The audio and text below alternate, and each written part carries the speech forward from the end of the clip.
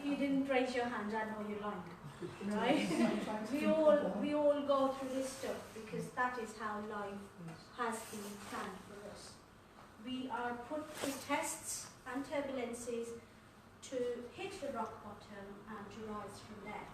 And that is what life is all about. Life is all about feeling the pain and accepting it and then growing for it thereon. Yes, you confirm. Right, so, Rumi, if you've heard of Rumi, the mystic poet, he was a Persian mystic poet, and he's written some adorable stuff, and he says, love is not an emotion. Love is your very existence. And love, they say, is the only true emotion if you want to perceive it as an emotion. And anything else that is not love is all other emotions. So any other emotions that you might feel which is not love, that is either in the absence of love or because there's a huge misunderstanding around it. And why do I talk about love? For the simple reason that love is our existence, and that's that. Rumi also says that all the wonders that you look and try to find outside of you actually exist within. You look at yourself in the mirror and you see yourself. And I remember a very clear moment in my life when I looked at myself in the mirror and my eyes had really huge black dark circles and my arms were cut, my wrists were open, my nails were actually pulled out of the skin, and my skin was pale, and all I could see in the mirror was a total disaster, total mess. I was 21, so I was not going through my teen years where there's lots of misunderstanding and that. I was an adult, but I was in that state. And I was in that state for the only reason that there was this one emotion that is the most important emotion in our lives, love, that was totally and truly absent. Of course it was a hard time. Of course that was one of my rock bottoms. And of course I lifted myself up from there. It took time, but I did. What I have realized over the years, now that I am doing some empowering work, and I try and see women and men, try and help them see that if you are feeling like a total disaster, if you're feeling that you're not worthy, and if you're feeling that you're not good enough, that is not because that is your truth. That is because there is absence of love within you. And this is the bottom line that I share and would like to share for the rest of my life with anyone and everyone who's ready to listen. Our past life, where we are hurt and upset, and where we're lost and we don't know what to do, where to place ourselves, how to deal with the pain. And we're a huge ball of mess. And looking around, we're all grown people, a little older adults. We're not old, we're a little older adults. We have experienced life. And as we experience life, we understand that the pain that has been inflicted on us and the hardship that has been written in our fate is because God is trying to open a new door towards light for us. Rumi also says that light appears when you walk through the darkness. There is no light without darkness. We would not maybe appreciate light if there was no darkness. What I went on to do after I realized that it was lack of love in my life that was making me feel and act like a total mess, I lifted myself up. And I would like to just mention here that the mess was not a personal mess. The mess was more inflicted from the outside due to cultural norms, due to social expectations, due to the expectation of just framing me into a box. And I was no exception. I was one of the many women, one of the many girls growing up in a controlled Asian society.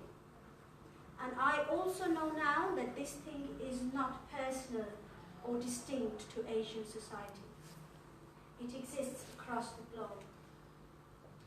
Once I realized that I was being made into somebody who should not have a voice, who should not have an expression, or I was not expected to have one, I gathered all the courage I had and I went on with full force. And that is when you do, when you've hit the rock bottom, you will bounce back. Think of a situation when you were at that rock bottom and there was nothing that could go any further wrong. There were only two options we have at that time. You either give in and stay there for the rest of your life, which I'm not too keen on. And the second one is F the world off, get up, get a jig on, move it. Claim what is your right. Do what feels right for you. The sort of world we live in, it's very judgmental. You drive a huge car, people will judge you on that. You drive a little car, people will judge you on that. You listen to others, there's a problem there. You don't listen to others, there's a damn problem there as well. What the hell do you do? You make your own code of conduct, you have your own protocol, you have your own moral grounding, and you get up and you get on. Because when you're surrounded with people and you start to shine, that scares people. That scares them. People who are not at your same wavelength, people who are not in the same understanding zone, they feel scared that you don't belong with them anymore. But the thing is, they're not going to sit you down and say to you, sister, your shine scares me. They're going to say behind your back, who the hell does she think she is? Oh, she's so full of herself. You know what? Thank you very much, I am. I am full of myself, my cup is full and overflowing, thanks to the Lord. And I will keep my cup full and I will carry on. Thank you very much. You're more than welcome to join me and move ahead with me or stand on the side and applaud. I'm happy either way. So that's exactly what I did. It was not easy, but it was possible. It is never easy to make a change. Change is scary.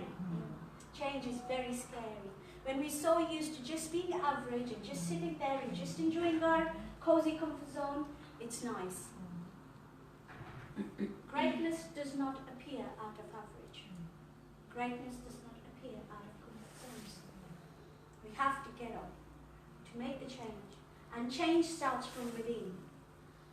I cannot change the world on my own, but I can change myself on my own.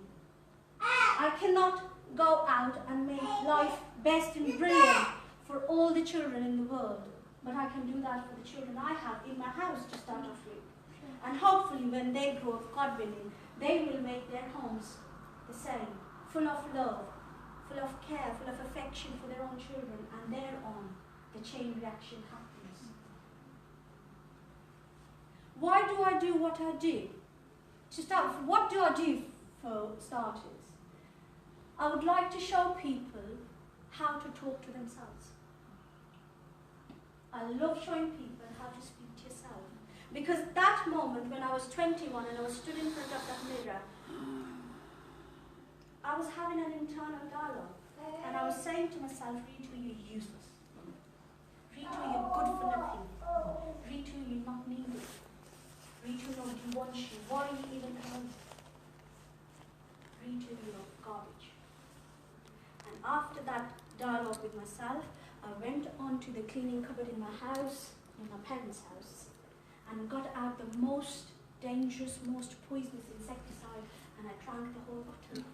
Vita? I did. And I was 21, mind you. I wanted to show people how to speak to yourself.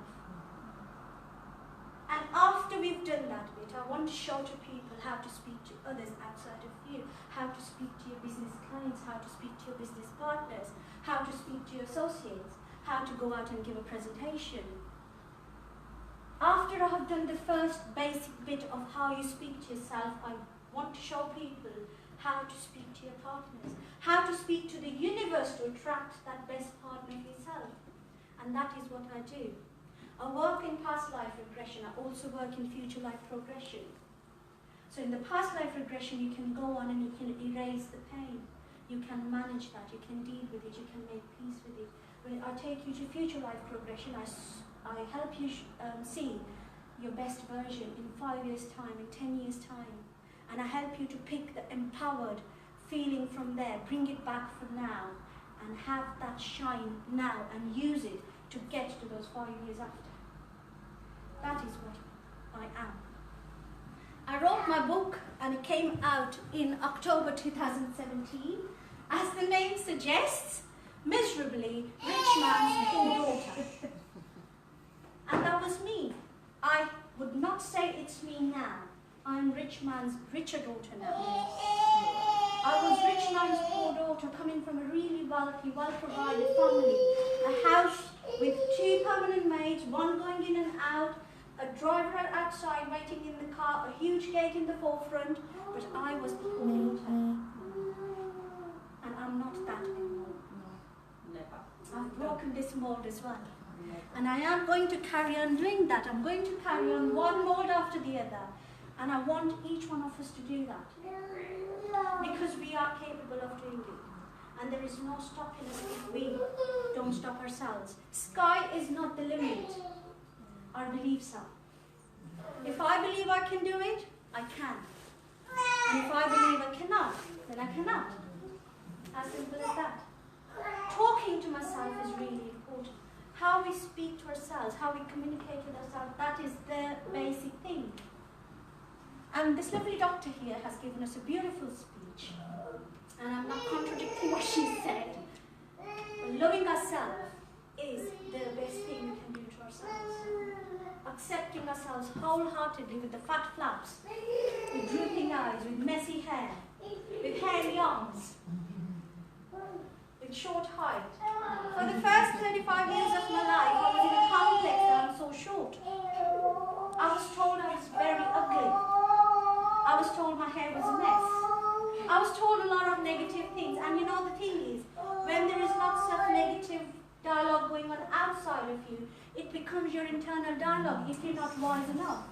If you don't understand that the dialogue outside has not got to be accepted, you don't have to live with it. It becomes you. And when the adults in your life snub you often, you don't hate them, you hate yourself. So I believe that communication with ourselves is the key to our actual growth and happiness. And I'm all about that. Finding peace within, great stuff. And how do we do that? It's a busy life we have. We're running around, taking the kids to school, going grocery shopping, clothing, shoes, seeing friends, keeping the relatives happy, which is impossible, by the way. Right? Doing all that. It's a busy, busy life. We're very noisy in our heads. It's mental, huge noise in our heads. The only way to find internal peace is to first make ourselves quiet within. To be able to calm our heads, to be able to have a positive internal dialogue thereon. And that is the first step we can take towards our own personal growth. I obviously cannot go into the full length thing about it, but I have a little exercise if you guys would like to join me. And it's called the pause exercise. And all that needs to do is to give you a pause from whatever you're doing at the moment and bring you into the moment now so that you connect with yourself. Hold me. So if you guys are ready for that? Yep. Yeah? Okay, so if you all sit up, Feet on the floor. Nothing in our hands, please, if possible. And if you can just sit right up in our chairs and close your eyes, that'd be great.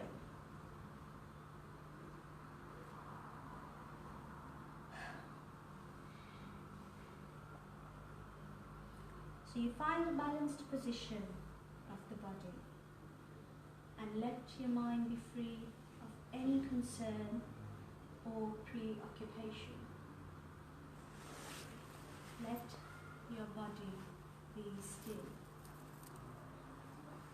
Be aware of where you are now. Feel the touch of your feet on the ground. The weight of your body on your chair. Feel the touch of the clothes on your skin. Feel the air on your face. Let your eyes receive color and form without comment. Be aware of the sense of smell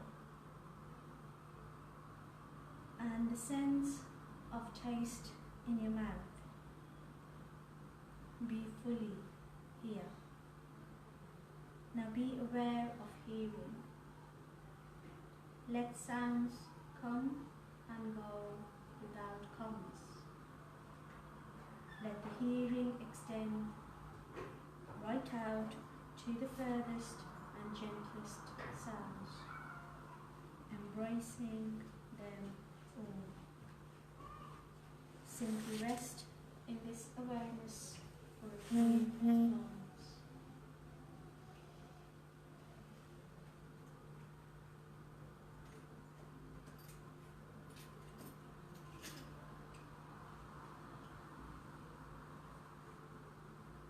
When you're ready, you can